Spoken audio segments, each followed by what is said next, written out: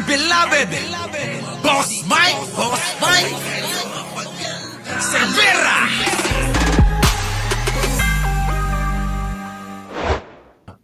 Throw a question. Eto na si Tito Sen, mga kababayan ko. Umapila na ho si Tito Sen, ha? Tito Sen. May I just throw a question?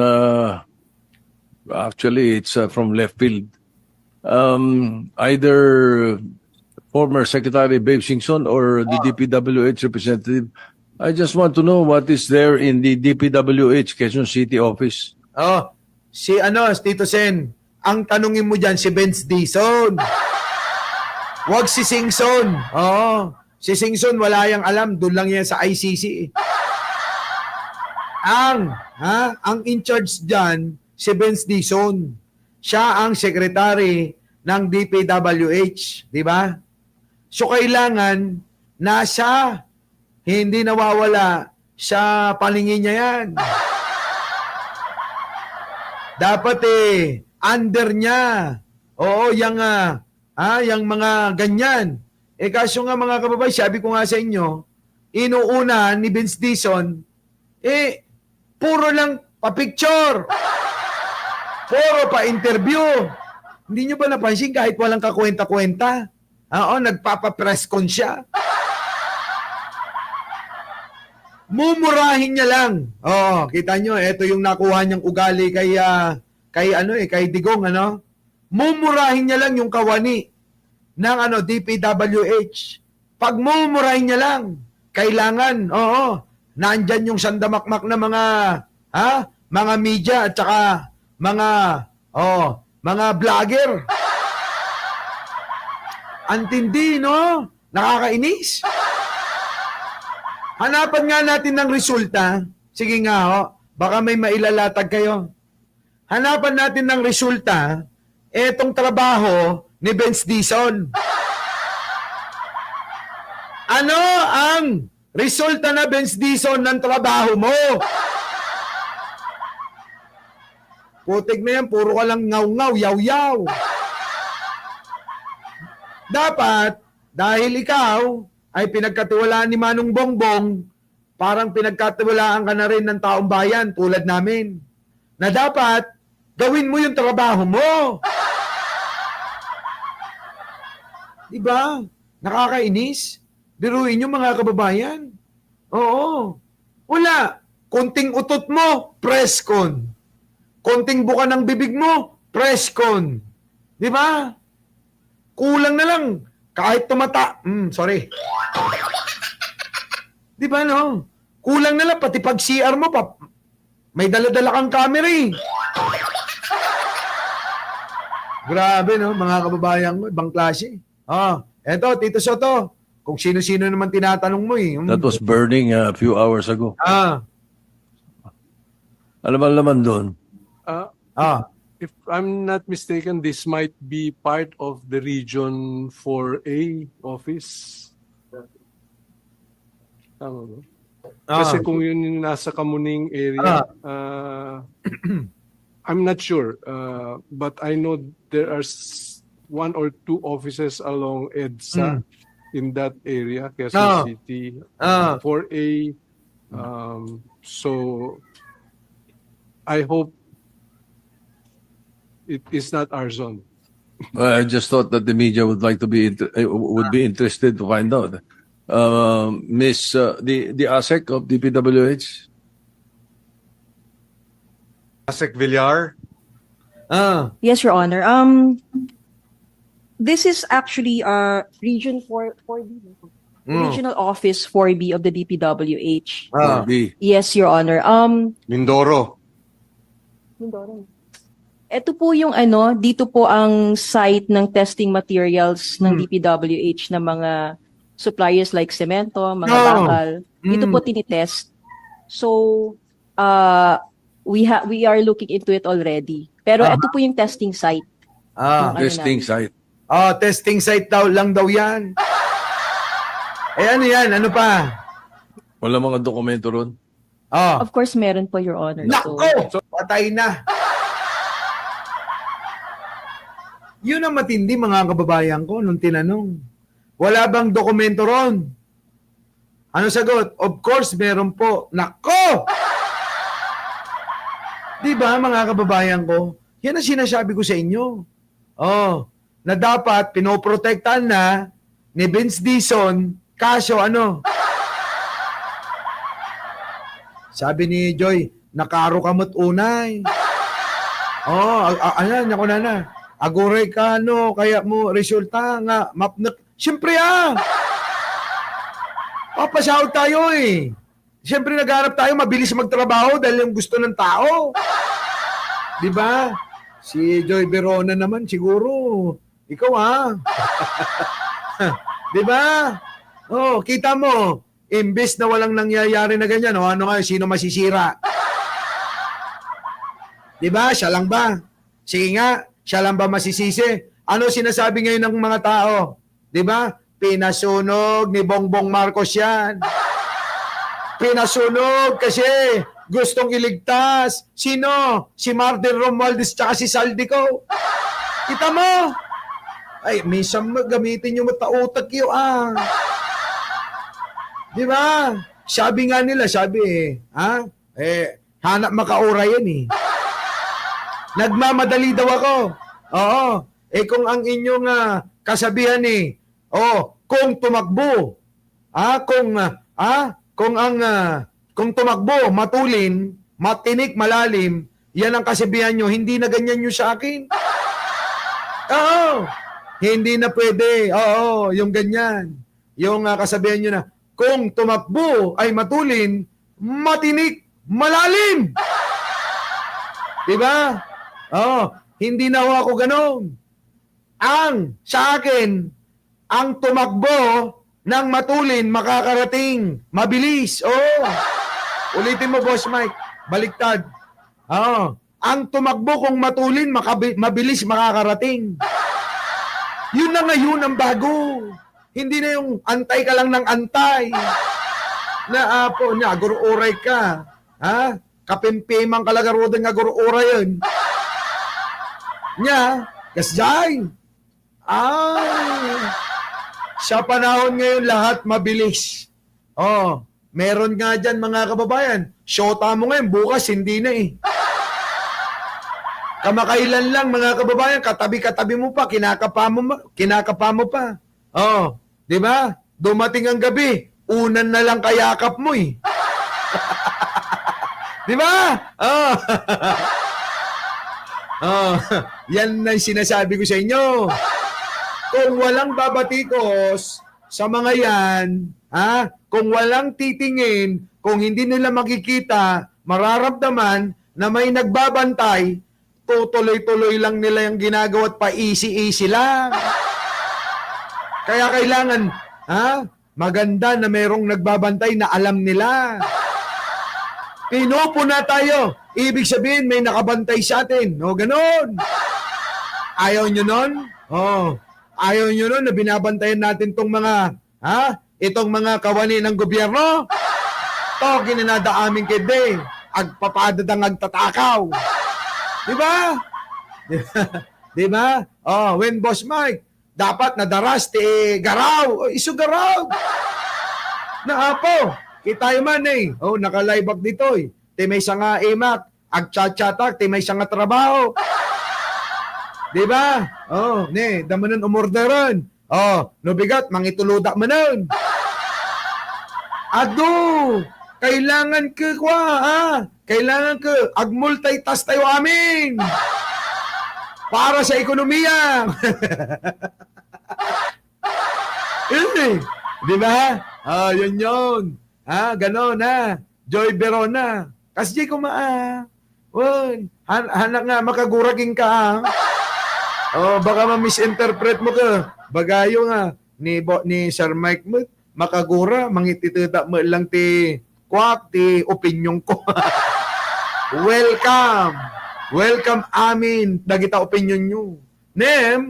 Siyempre, ibaga mat. Noy ti opinion ko. Di ba? Siyempre, sasabihin ko rin, kapag welcome lahat yung opinion nyo, Tagalogin ko na. Welcome lahat ang opinion ninyo. Siyempre, kailangan pakinggan nyo rin yung opinion ko. at doon natin pagbanggain. Ganon na. Dinidinig ko lahat yan, kaya nga binabasa ko eh. Diba? Gusto ko makulong si Bongo. Sabing gano'n, no? Diba? Ano po yung business mo? Sir Mike, oo. Pwede maki-sosyo. Oo, kayang-kaya ko. Made Idol. Oh, Jack Makagur. Ti kaya ko. Kasta. Oh, kasta ti kaya ko nga ugali. Oh, di ba? O di mayat. Kakadwa tayo unay-unay. Ato, tuloy. Sabi dito mga kababayan, meron nga daw. Wala mga dokumento ron. Of course, meron po, Your Honor. O, paano yan? So, testing site with the permission of the Kita nyo kung nagmadali lang kung sinape lang sana, di ba? Itong mga dokumento, dapat yan ang inuna eh. Yan ang inuna nitong si Paepal, walang ginawa kundi pa-presscon, pabida-bida, na si Benz Dizon. Ayos sana. Di ba? Safe na. Oh, kahit na, di ba? Kahit na masunog yan eh. Oh, na walang mga dokumento, di okay lang. Safe yun si Pangulo. Hindi madadamay sa kapabayaan ni Benz Dizon. Diba? Tama? Oo. Hindi nga. Marami pa kasing mga dokumento dyan. Oo. Na dapat nahalungkatin. Ay, meron kayong hindi alam. Meron kayong hindi alam. Alam nyo ba mga kababayan, syempre halungkatin na yung alin? Yung, host, hindi head office ang nasunog. Wag lang ha? Sabi nga may mga dokumento di ba bawat rehiyon may project yung mga Diskaya, St. Timothy, St. Bernard, pati Alpha and Omega. Lahat, naman minsan ang bobo mo talaga Secretary Dizon Di ba? Anong head office? Paano yung dokumento na pwedeng magamit? Na ebidensya sa mga kailangan Di ba? Kailangan maano natin? Ma-safe sana. Kasi hahalungkatin na yung 2016 Sayang naman siguro sabi, naku, matatamaan. Naku, may ghost project tayo dyan. Naku. Sunugin nyo na. Benz Dizon. Bata mo. Pasunog mo na. Safe daw, Boss Mike, si Bongo. Utig na, safe na si Bongo. Ewan ko lang kay Trillanes kung safe siya. Kasi inaalala nila. Baka matagdagan pa yung kaso natin Sabi ng mga DDS sa kampo ni Digong, lalo na si Bongo. Benz, ano bang lagay dyan? Boss, mukhang susunod-sunod rin na. Mukhang tatataring ka na ng kaso. Sabi po ba kayo merong mga ginawang kalokohan? Nako, baka ma-discover pa yung iba. Pwede ba pakisunog mo na lang? Sunugin nyo na yan. No? Pwede nating isipin ganon. Pwede nating isipin yung. Di ba? Senate President. Testing site and the office of the regional DPWH Region 4B. Okay. Yes, So, sir. yung mga dokumento ng regional office of the DPWH Region 4B is housed in that office. Well, A number, a number, but most of it naman po nasa database na ng central. So, Okay. Yes, Sir, Yun! Nasa database na daw ng central, narinig mo, Benz Dizon? Kung nasa database na yan, lahat yan, walang hard copy. Walang hard copy, isipin mo tuturuan kita. Walang hard copy. Kung wala ng hard copy, kasi nga nasunog, nabasa na, marami na, di ba? Kung nasa database na, mga kababayan, baka naman Benz Dizon. Isipin mo, dapat maging advance yung utak mo, maaari ring ma-hack yung database mo. Kahit anong maraming security yan, pag gustong i-hack yan, ma-hack yan. Ngayon, tuturuan kita. Gumawa ka na ng mga maraming kopya. Lahat yan, hard copy. Para kahit papano, may kopya. Mangyari man, mag-shutdown yan database mo, edi meron ka pa rin. Diba, no? Diba?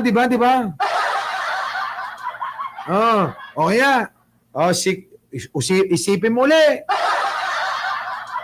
Sabi nga ni Piwi, baka gusto mo ilagay sa hard disk.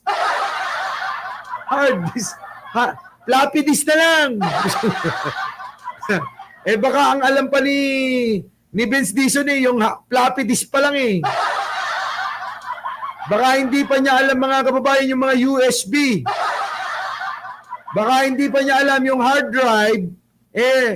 Floppy disk na lang para maintindihan niya. Disket lang daw meron siya sa opisina.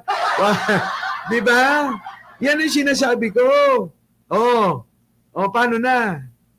Yan. Di ba? Isipin mo na yan. Baka sabihin mo, isang araw, sorry po mga kababayan, nahack po ang ating, ang ating database. Opo, nabura po lahat. Yung pong mga record, wala na po tayong magagawa. Okay na, bagkalanda ka. Kapag ka ganun na nangyari, bubukkalan natin. Ano? Wala siya. Kininam ko natin. Kininam mo nun. Bagbaga na lagarod ni Mike Cervera kinyamong. Nga, kastoy taramidom. Diba, no? Mga kababayan ko, no? Wala eh. Mukhang uunahin pa magpa-interview. Ngayon, may interview ka na ba? Ano nangyari dyan? Napansin nyo ba na nagbida-bida siya? Sige nga, kapag kasunog, ganyan, si Vince Dizon nagtatago? Ano? Vince Dizon! Bakit hindi namin nakikita yung mukha mo ngayon? At ipaliwanag mo kung bakit nasunog yan? Di ba? Nasaan ngayon? Vince Dizon, may sunog. Magpa-interview ka. Putik na yan kapag ka bida-bida ka. Kapag ka e-epal-epal ka. Kapag nagpapag-grandstanding ka. Kulang na lang. Lahat ng platform ng social media at mainstream media, imbitado mo talaga. Di ba? Yan, wala eh, no? Nga. Di ba? Baka kasi madulas. Baka sabihin ano ba yan? Utos ba ni Bongo sa yan? Gasti, yan, sinasabi ko sa inyo. So ngayon, alam nyo na, eto, mga kababayan ko, bago natin matapos, eto na yung balita. Pasok natin. Brigada, nasunog ang isang gusali ng Department of Public Works and Highways sa Quezon City. Pero ayon sa DPWH, walang dokumentong konektado sa flood control anomaly ang nadamay.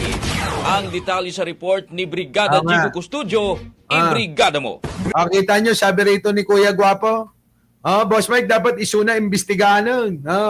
Dapay nga, yun na nga, no. Dapat imbestigahan muna yun eh. Si Vince Dizon. Nabalot ng makapal at maitim na usok ang gusaling ito ng Department of Public Works and Highways sa Quezon City matapos tupukin ng apoy pasado alas 12:30 nitong Miyerkules. Ang sunog nagmula sa Material Testing Division sa ikatlong palapag ng gusali ng Bureau of Research and Standards. Yung pong third floor, kung saan nagsimula yung apoy, ay bakante. Umaattend ng training yung tao sa fourth floor. Kaya po nung makita, medyo may apoy na. Kinailangang basagin ng mga bumbero ang mga bintana upang mapabilis ang pag-upula ng apoy. Umabot sa ikatlong alarma ang sunog bago ito tuluyang naapula kung saan 66 na truck ng bumbero ang rumisponde. Grabe, no? Dami no, ang daming rumusponde, mga kababayan. Oh. Opisina lang po ang nasunog, pero meron po opisina na hindi naman po kinain po na ako. Tables po, computers, Mga files. files parang konti lang naman po sila. More on research lang po yung building na ito, ma'am. Research lang po talaga sila. Kita nyo? O yan na nga, sabi ni Kuya Guapo, selective pa, tinapurwan, ang area. Para talagang di ba? Stage arson date. Wala nga naniniwala na hindi sinadya. Sinadya yan! Utay, arami, ginagawa tayong mga kababayan na maeng, Parang si Digong, kita nyo, no? Si Digong ba? Di ba parang si Digong? Ano si Digong, mga kababayan ko? Di ba ginagawang sinto-sinto? Kita nyo ano nangyari? Binokya ni Atty. Conti. Kung hindi ba naman bobo talaga si Sara, ay, ewan ko sa inyo. Ewan ko sa inyo. Alam nyo, naaawa na ako kay Manong Bongbong. Tigil na nga natin yan. Basta nasunog na. Our beloved Boss Mike, Boss Mike.